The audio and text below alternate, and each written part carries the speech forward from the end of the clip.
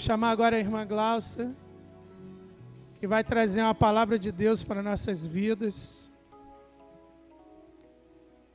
Se prepare que Deus ainda não terminou o dia de hoje.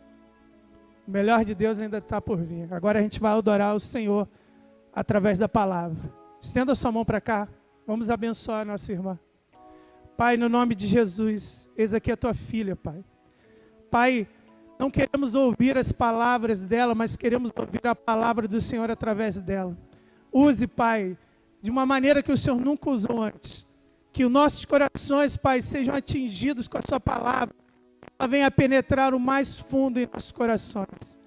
Use, Pai, nossa irmã, conforme a tua vontade, em nome de Jesus. Em nome de Jesus.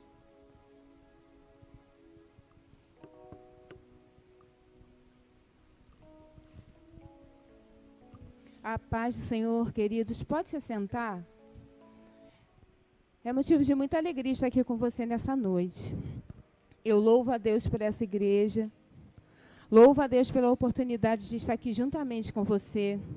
Trago no meu coração um forte abraço do Alberto para vocês. O Juninho mandou um abraço para a igreja do Nazareno de Miguel Couto. Pastor Alexandre, Carlinha também mandaram um abraço para todos vocês. Vamos abrir nossas Bíblias em Efésios, capítulo 6, versículo 10. Eu quero compartilhar com você, querido, algo que o Espírito Santo tem falado ao meu coração. É algo que Deus tem falado para mim, para a Gláucia. E eu quero compartilhar com você essa reflexão. Porque eu sei que a palavra de Deus ela é viva e eficaz.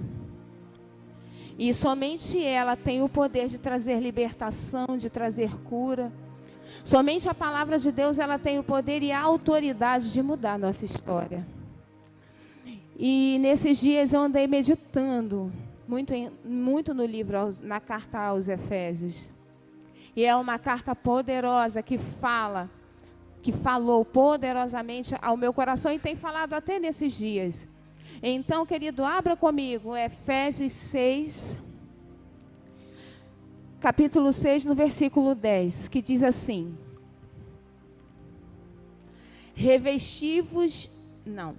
versículo 10, que fala assim: finalmente, fortalecei-vos no Senhor e na força do seu finalmente, ou logo após, ao terminar, depois disso, revesti-vos do Senhor e na força do seu poder. Pai, em nome de Jesus, é com temor e tremor, Deus, que eu me encontro neste altar nessa noite. Pai, tu me sondas e me conhece o meu coração e conhece a minha estrutura. Por isso, Senhor, eu te peço em nome de Jesus, que não seja, Deus, os meus lábios a falarem, não, Senhor, que seja o teu Espírito a ministrar para a tua igreja. Sela, Deus, este lugar com a tua presença.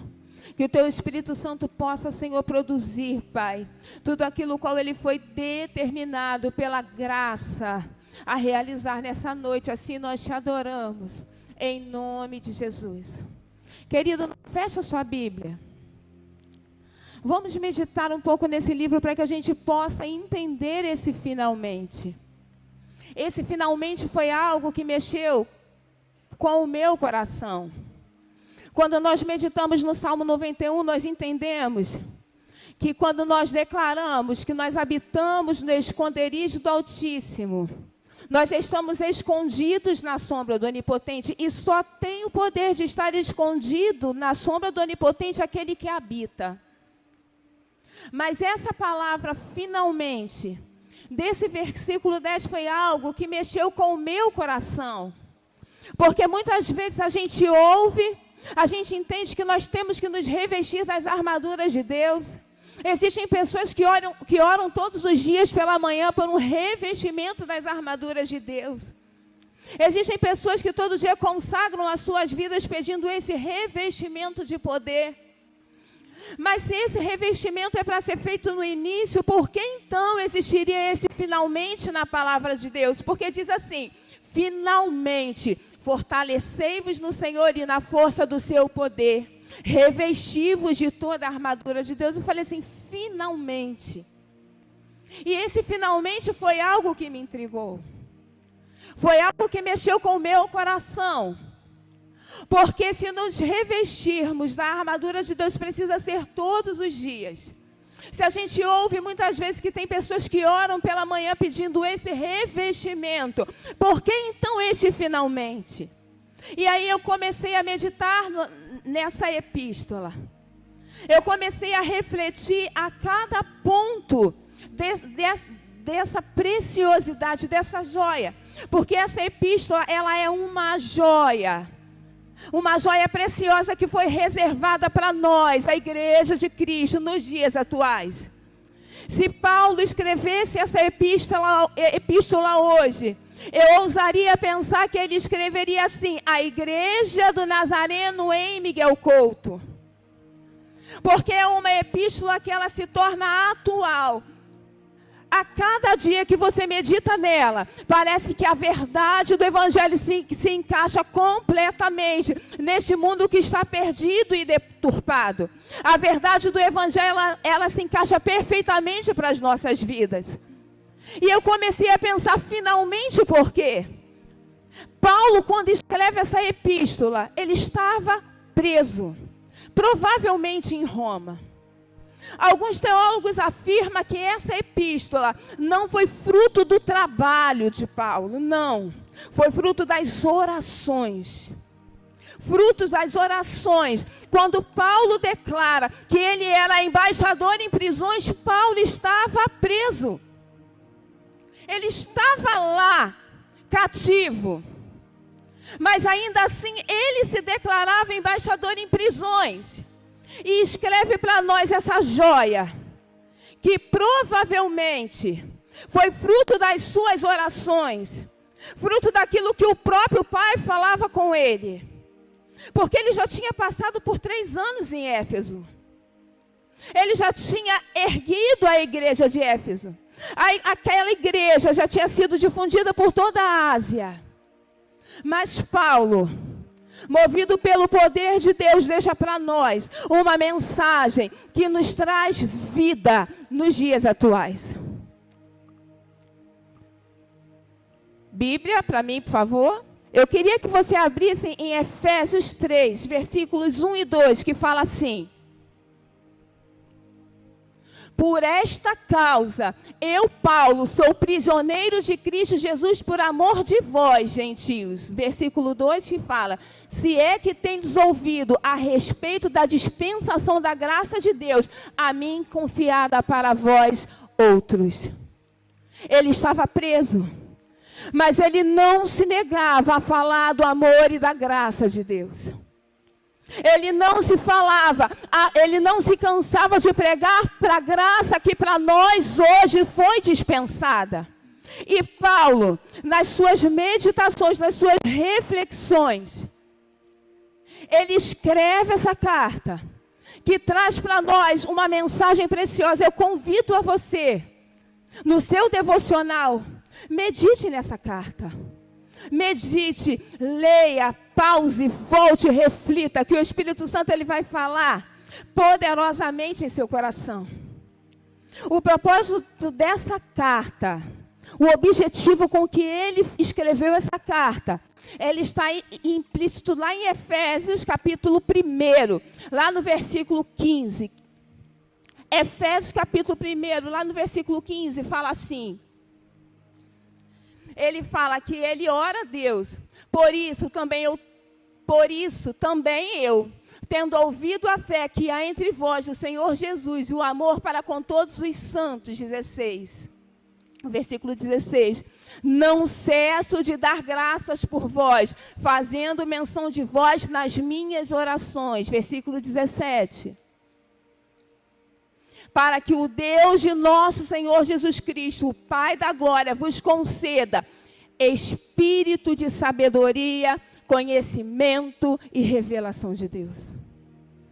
Paulo, através dessa carta, ele quer que seja liberada sobre a nossa mente, sobre o nosso coração. Ele ansiava, com suas orações, que fosse liberado sobre a nossa vida, sobre a vida da igreja de Éfeso, sobre a vida das igrejas da Ásia, sobre a vida da igreja do Nazareno em Miguel Couto, que sobre nós repousasse o espírito de sabedoria, conhecimento e revelação de Deus.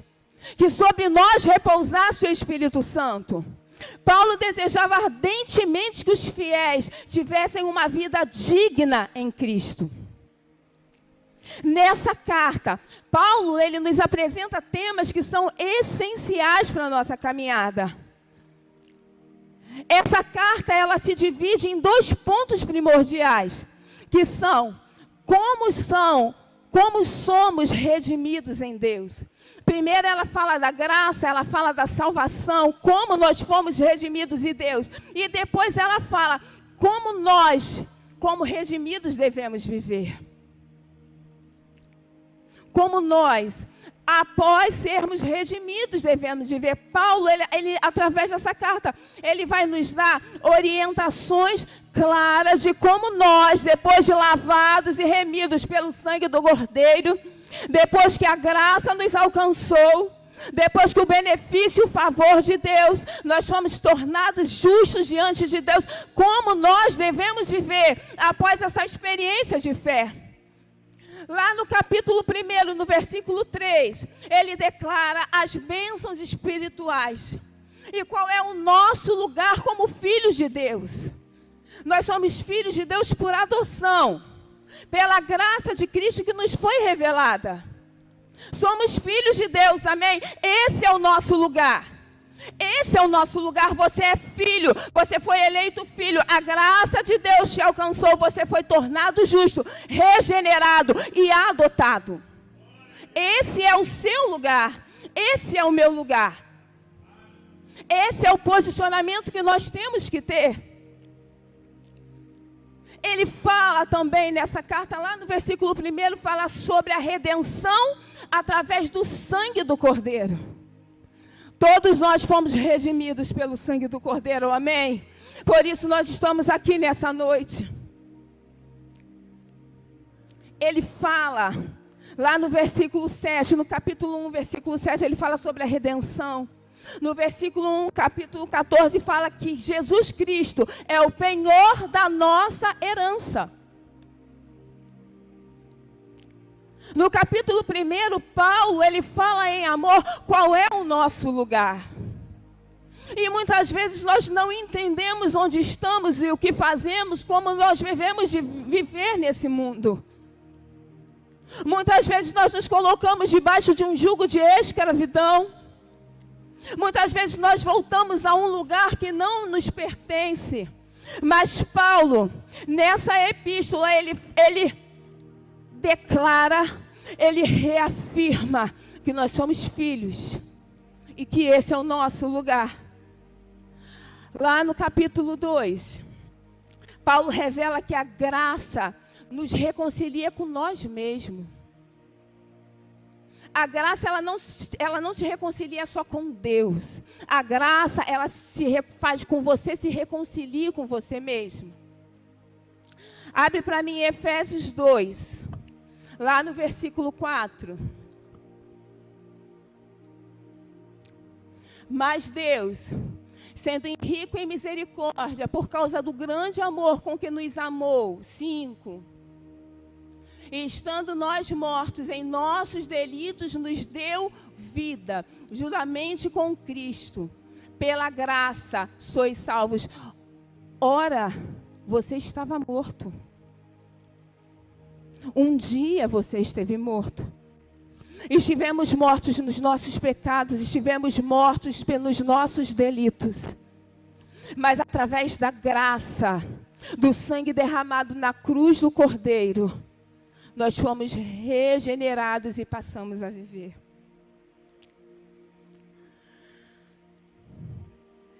Essa epístola fala que além de Deus, desse poder regenerador, nos regenerar com nós mesmos, Ele nos regenera com outros. Lá no capítulo 2, versículo 14, fala assim, fala sobre os gentios e os judeus. 2,14 fala assim, porque ele é a nossa paz, o qual de ambos fez um, e tendo derribado a parede da separação que estava no meio a inimizade, aboliu na sua carne a lei dos mandamentos, na forma das ordenanças, para que dos dois criassem em si mesmo um novo homem, fazendo a paz. A graça não é só um favor para os judeus. A graça foi liberada para o judeu, para o gentio, para que todo aquele que conheça receba esse benefício. A graça não é um privilégio somente para nós. A graça é um privilégio para todo aquele que conhece, confessa Jesus como seu suficiente Salvador. Lá no capítulo 2, no versículo 6, ela mostra qual é o nosso verdadeiro lugar. Versículo 2, capítulo 6, fala assim, e juntamente com ele, e juntamente com Cristo, nos ressuscitou e nos fez assentar em Cristo, nos lugares celestiais, nos fez assentar nos lugares celestiais em Cristo Jesus, 2,7. Para mostrar nos séculos vindouros a suprema riqueza da sua graça em bondade para conosco em Cristo Jesus. Querido, o seu lugar é estar assentado em Cristo, nas regiões celestiais, acima de todo principado, de toda potestade, de todo governo deste século. Esse é o nosso lugar. Esse é o nosso lugar. Essa carta, ela fala ao nosso coração, ela fala assim, ei, acorda. Acorda, você é filho, você é co-herdeiro do reino, o seu lugar é acima de todo principado, de toda potestade. Ei, você está em Cristo. Olha quanto poder nos é liberado sobre as nossas vidas através da graça. Lá no versículo 3.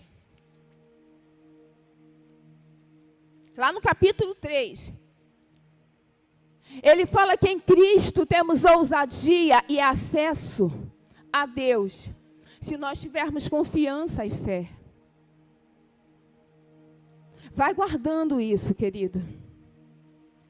Olha quem você é, olha qual é o seu lugar. Olha que ele ainda fala ainda mais, que em Cristo temos ousadia e acesso a Deus com confiança, mediante a fé. Você tem acesso a Deus. Basta você crer. Lá no capítulo 3, versículo 16, Paulo ora para que sejamos fortalecidos no nosso interior. Tudo isso são direções que através de Paulo, o Espírito Santo nos dá.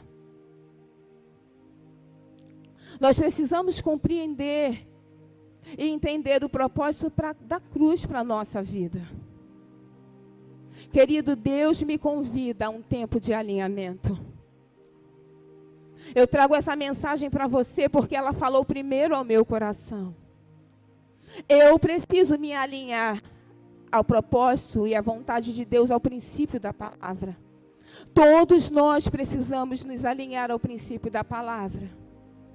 Muitas vezes, querido, nós passamos por circunstâncias, por dificuldades e esquecemos qual é o nosso lugar, quem somos.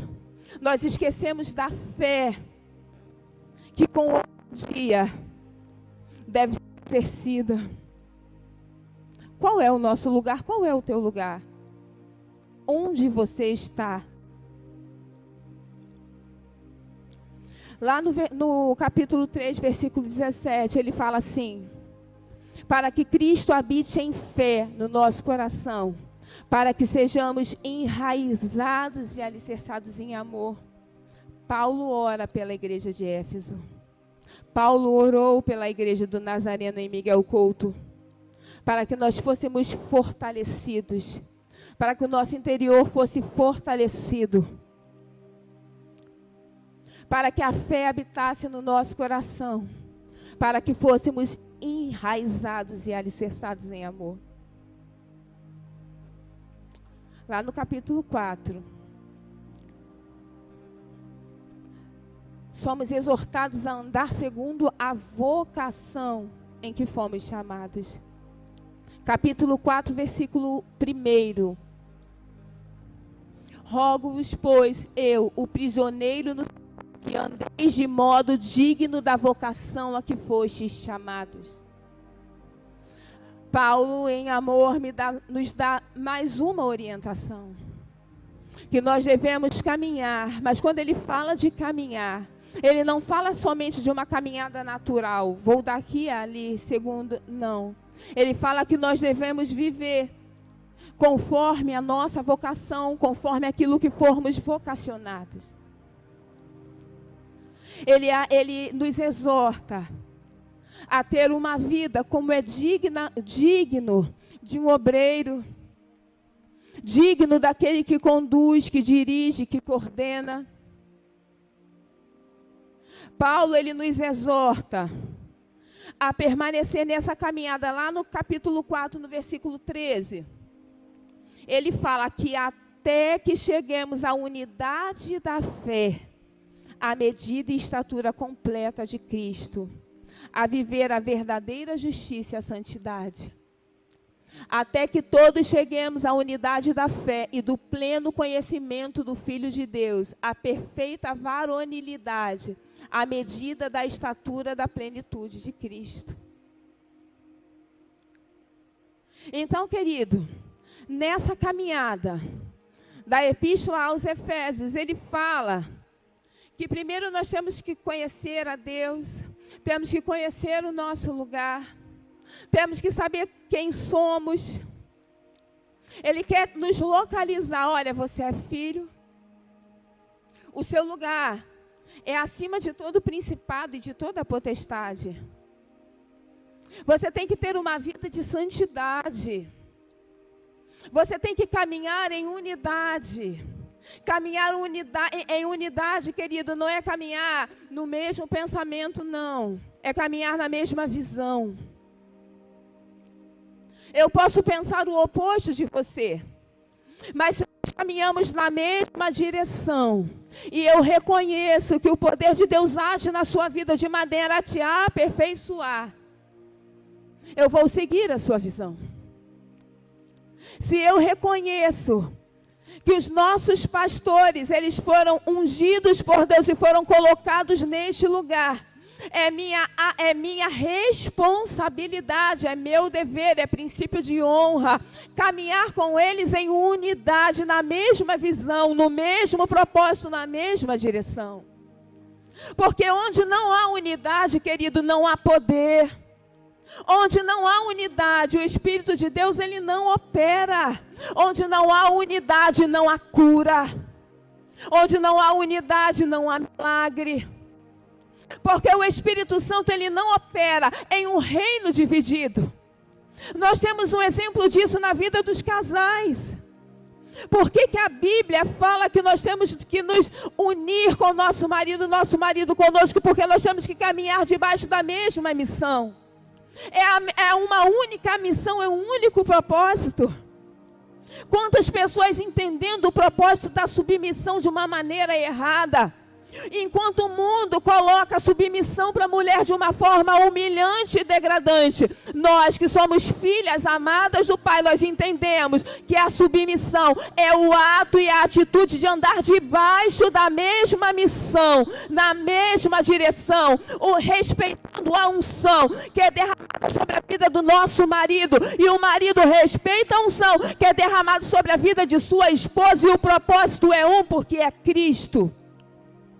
Essa é a visão da unidade. Assim como o casal é um, nós temos que ser um na igreja de Cristo. Quando a gente consegue esse caminho de unidade, quando a gente consegue se enquadrar no nosso lugar, na nossa posição, quando nós entendemos esses princípios, querido, nós conseguiremos chegar, assim como a palavra nos anima a buscar ela nos anima a alcançar a estatura de varão perfeito, sermos imagem e semelhança de Cristo. E se a palavra de Deus fala que é possível, é possível. Nós entendemos que nós podemos viver uma vida santa, que é uma escolha nossa. Libertação é atitude consciente. Não existe libertação por imposição de mão, querido. E libertação por imposição de mão é tirar mosca de lixeira, não. Libertação é princípio da palavra de Deus gravado no coração, é atitude consciente. Se antes eu mentia, eu determino no meu coração que hoje eu não minto mais. Se antes eu roubava, eu determino no meu coração, pela palavra de Deus, eu não roubo mais. Isso é libertação. Não se engane. Para ser liberto, precisa da palavra de Deus, não se engane. Expulsar demônio é sinal que o reino dos céus é chegado naquele lugar. É sinal que o reino dos céus chegou. E por isso, nós precisamos da palavra de Deus para que haja a limpeza completa. Lá no capítulo 5, Paulo, ele nos convida a viver em novidade de vida nos nossos relacionamentos. Ele fala de relacionamentos familiares. Ele fala de relacionamentos vocacionais. Ele nos exorta a sermos regidos por uma doutrina cristã, por uma conduta cristã. Lá no capítulo 5, versículo 7... E no versículo 8, capítulo 5, versículo 7, portanto, não sejais participantes com eles, versículo 8, pois outrora eres trevas, porém agora sois luz no Senhor, andai como filhos da luz. Paulo, ele nos exorta que nós não devemos ser companheiros daqueles que andam em trevas, porque agora nós somos filhos da luz. Se você sabe o seu lugar, a sua posição, se você sabe qual é o propósito, agora ele te convida a se afastar dos filhos das trevas e andar na luz. Você não pode mais fazer parte desse meio. Você não pode mais se assentar à roda dos escarnecedores, entende? Nós pertencemos a esse mundo, precisamos pregar neste mundo. Precisamos levar a mensagem de vida, precisamos pregar a libertação, precisamos falar do amor de Deus, precisamos estender essa graça que nós recebemos. Se recebemos de graça, temos a responsabilidade e o dever de levá-la de graça, seja a tempo e fora de tempo. Mas isso exige de nós uma postura cristã. Existem pessoas que quando estão no meio de outras, elas assumem aquela responsabilidade naquele determinado momento. Se muitas vezes rola ali um assunto que condena a sua conduta, uns se levantam e se retiram, pedem licença porque aquele assunto não convém, mas muitos se assentam à roda dos escarnecedores. Uma vez eu chegando no meu trabalho, me perguntaram assim: Gláucia, você é crente ou você é crente Nutella? Aí eu, o que é crente Nutella? Não, porque aqui tem umas colegas suas que elas são crente Nutella. Aí eu, tá, mas o que é um crente Nutella? Porque só existe crente. Crente Nutella nunca foi crente. Nunca mais me perguntaram. Porque eu aprendi, através da palavra de Deus, que eu sou filha da luz, você é filho da luz. Lá no capítulo 5, no versículo 14, Paulo nos exorta a despertar. Desperta, tu que dormes. Levanta-te dentre os mortos. Eu fiquei impactada com isso. Porque desperta tu que dormes é para crente, é para filho da luz. Levanta-te dentre os mortos. Como nós estamos diante de Deus? Observe isso. Observe isso. Desperta, levanta. Lá no versículo 15, 5:15, fala assim.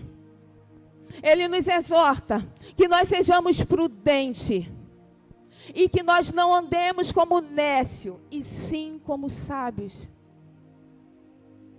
Ele te convida a ser revestido de sabedoria.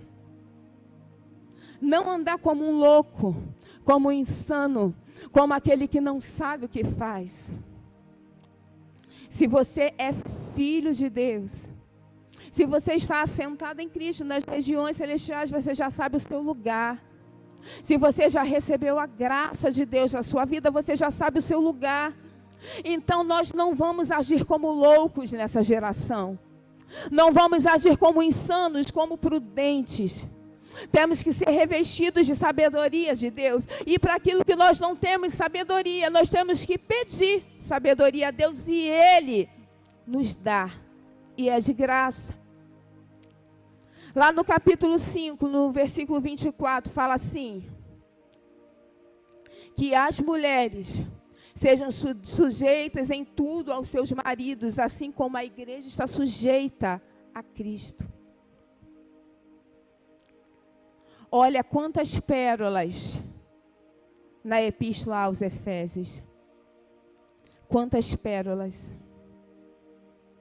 Quantas palavras de sabedoria. Quantas palavras de sabedoria. Quanto ensinamento ela traz para nós. E lá no versículo 25, fala assim: vós maridos, amai vossas mulheres como Cristo se entregou pela igreja. É uma epístola que ela mostra qual é o seu lugar, quem você é, como deve ser, o que você não deve fazer. Te convida a viver plenamente a sua vocação de uma forma digna.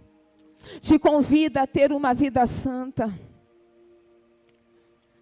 É uma epístola que ela traz como você deve se portar nos seus relacionamentos com o outro, com a sua família. Ela fala também como você deve se portar com seus patrões. Se você tem empregado, como você deve tratar os seus empregados. Lá no capítulo 6, ela exorta os filhos a serem obedientes aos pais, porque isto é justo. Isso é justo. Honrar pai e mãe é o primeiro mandamento com promessa. Sabe por que muitos jovens têm sido ceifados? Porque não foram ensinados a honrar pai e mãe. E a fúria do inferno é contra os eleitos desse lugar, é contra a juventude, é contra este lugar. É contra as nossas crianças. A fúria do inferno é contra a geração que vai dar prosperidade à igreja de Cristo. Mas a igreja de Cristo é longânima, é eterna, é vitoriosa. Honrar pai e mãe te dá a convicção e a certeza que você vai ter uma vida longa, jovem. É uma promessa. Lá no capítulo 6, versículo 4, os pais, não provoqueis a ira em seus filhos. Admoestá-los, orientar, cuidar, na doutrina do Senhor, ensinar os seus filhos à luz da palavra de Deus. Essa é a função dos pais na vida dos filhos. Olha a riqueza de relacionamento que essa epístola traz para nós. Lá no capítulo 6, versículo 5, ela fala assim: os servos devem obedecer o seu senhor. Se você é empregado, você deve ser submisso e obediente ao seu patrão.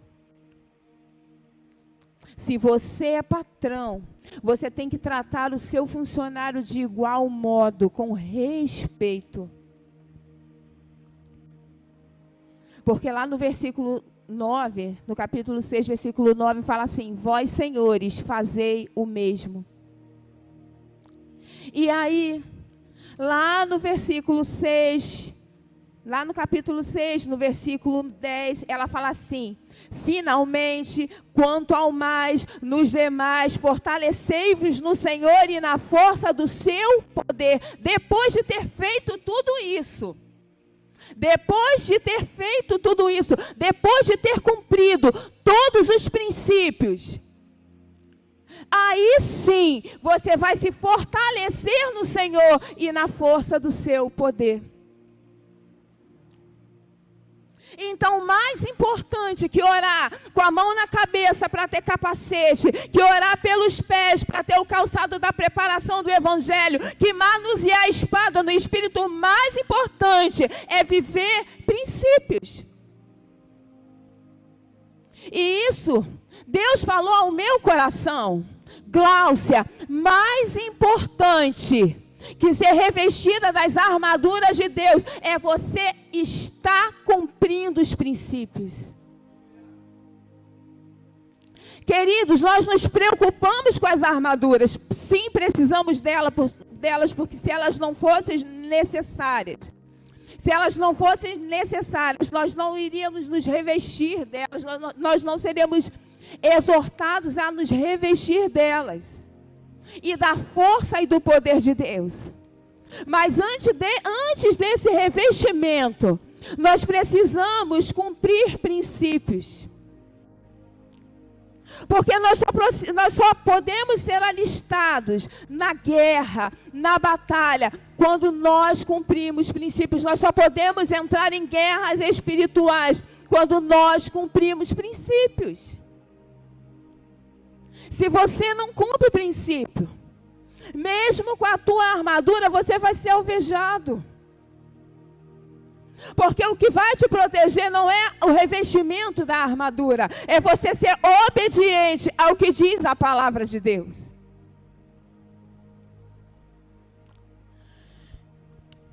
Lá no versículo 11, revesti-vos de toda a armadura de Deus, para poderdes permanecer firmes. Você só vai permanecer firme naquilo que você está determinado a viver, quando você está cumprindo os princípios e revestido das armaduras. E aí ele fala assim, lá no versículo 12, ele fala assim: pois não é contra a carne e sangue que temos que lutar, mas sim contra os principados, contra as potestades, contra os príncipes do mundo destas trevas, contra as hostes espirituais da iniquidade nas regiões celestiais. Na tradução da linguagem de hoje, ela fala de uma forma muito clara. Pois nós não estamos lutando contra seres humanos, mas contra as forças espirituais do mal que vivem nas alturas, isto é, os governos, as autoridades e os poderes que dominam completamente este mundo de escuridão. Você entende que não é a armadura que vai te proteger, é o princípio sendo cumprido.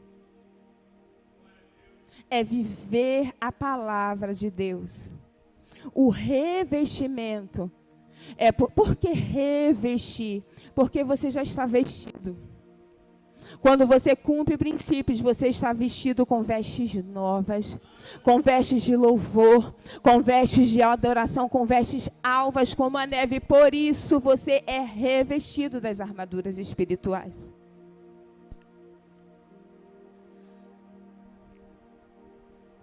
E aí no versículo 14 fala: estais, pois, firmes, tendo cingidos os vossos lombos com a verdade, e vestida a couraça da verdade, a couraça da justiça, em outras traduções. Querido, se você for refletir na estrutura dessa armadura, você vai ver que toda ela é embasada na palavra de Deus. Paulo, quando observava a formação do exército romano, ele refletiu. E ele trouxe essas pérolas para nós, porque toda a armadura é atada ao corpo. Ela fala de couraça da justiça. Justiça é a palavra de Deus. É a palavra de Deus sendo revelada em nós. Essa é a verdadeira justiça. Capacete da salvação é a convicção da palavra de Deus. Cinturão da verdade. A verdade é a palavra de Deus. A espada do Espírito, a espada é a palavra de Deus. O escudo da fé, a fé, o escudo é produzido por ler a palavra de Deus. Calçados pelo calçado da preparação do Evangelho, pregar as boas novas, palavra de Deus. Isso quer dizer o quê, querido? Que a palavra de Deus, ela precisa estar atada em nós. Ela precisa estar na nossa mente, ela precisa estar no nosso coração, ela precisa estar na nossa caminhada. Nós precisamos ser atados pela palavra de Deus. Ela precisa ser envolvida em nós, como cinturão da verdade. Então, o princípio dessa armadura é a palavra de Deus. Não existe outro meio, não existe outra direção, se não viver plenamente a palavra de Deus. Lá no versículo 18, ele fala assim: depois de você ter se alinhado, se ajustado ao que diz a palavra de Deus, depois de você estar revestido com essa palavra atada em todo o seu viver, essa palavra, ela precisa estar no seu corpo, ela precisa estar em você. Ela fala assim, depois de tudo isso, lá no versículo 18 fala: com toda a oração e súplica, orando em todo o tempo no Espírito, para o mesmo fim, vigiando com toda perseverança e súplica por todos os santos. Depois de você estar revestido, você precisa permanecer em oração, por você e por todos os santos. Querido, não existe outro caminho.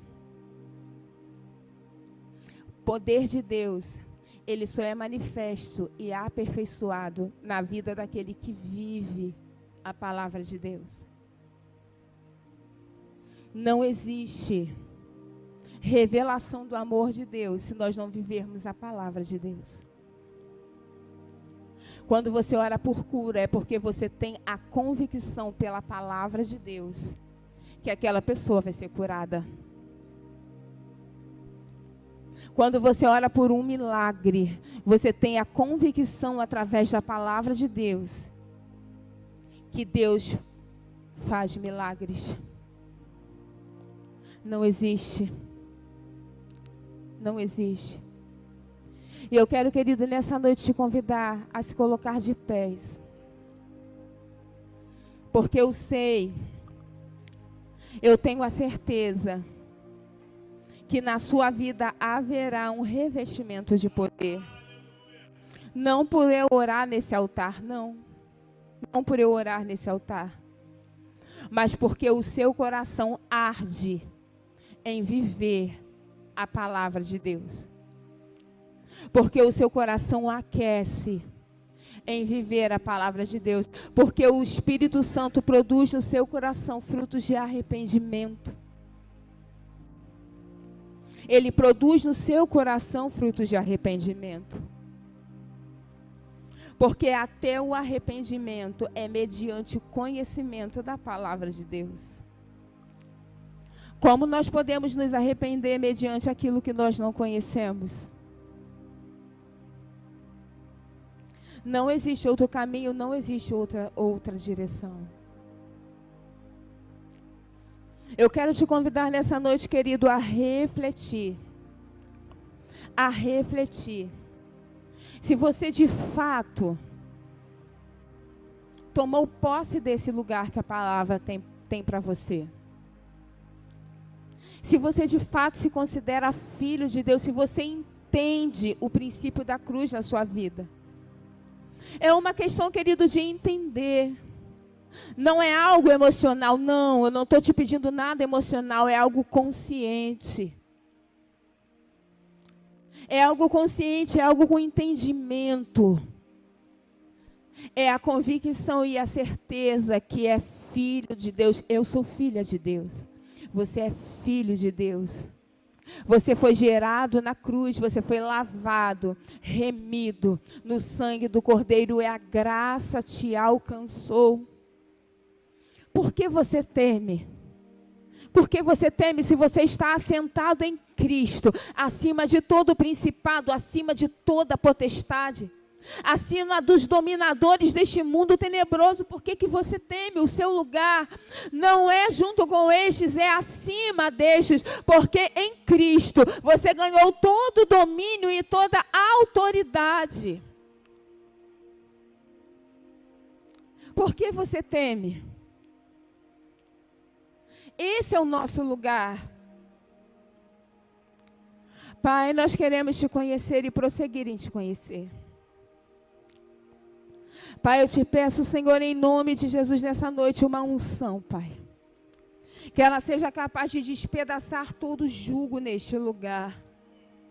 Pai, em nome de Jesus, quantos filhos, quantas filhas, Pai, enganados, porque não se apropriaram, Deus, do que diz a tua palavra a respeito deles. Pai, eles são teus filhos amados. Eles foram adotados e regenerados na cruz. Foram transformados filhos de Deus. Pai, a tua palavra diz, Senhor, que em Cristo eles serão vencedores e vitoriosos. Pai, eles têm uma morada, eles habitam no esconderijo do Altíssimo. Pai, eles descansam à sombra do Onipotente. Pai, em nome de Jesus, nós te pedimos, Senhor, que o fluir do teu Espírito dessa noite venha revesti-los, Senhor, das armaduras de Deus, para que eles possam vencer as estratégias e as ciladas do maligno. Pai, nós vivemos um tempo, Senhor, em que o nosso entendimento e o conhecimento do poder de Deus tem sido roubado, Deus, por onde nós passamos. Pai, em nome de Jesus, abra, Deus, a nossa mente, abra, Deus, o nosso coração, nos dê, Senhor, o entendimento segundo a tua palavra.